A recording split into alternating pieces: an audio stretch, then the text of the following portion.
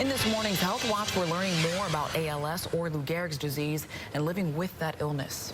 CBS North Carolina's Stephen Chase and our medical expert, Dr. Kevin Campbell, have more. You may have seen the moving video made by Durham's Chris Rosati on CBS This Morning's Note to Self series. Chris has been living with ALS, also known as Lou Gehrig's disease, for nearly 5 years now. And here's just a part of the message using a computer as Chris's voice. I can barely move, typing this with my eyes. But I'm not lost. I'm damn sure not alone. Scared? Yes. Also increasingly optimistic. So brave and so touching. Now, aside from many of us having to reach for the tissue box from what we just saw, this video also put ALS into the spotlight.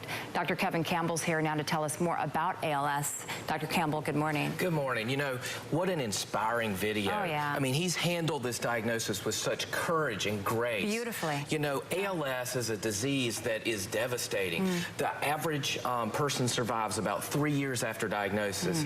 What happens in ALS is that the nerves that come from our brain through our spinal cord to our muscles begin to degenerate, and you lose the ability to speak, to move, and ultimately the ability to breathe. Wow. So what are some of the other symptoms, doctor, of ALS? You know, some of the first things you may see is some clumsiness with your hands, the ability to not hold a pen as finely. You may find that all of a sudden you can't speak or think the way you normally did.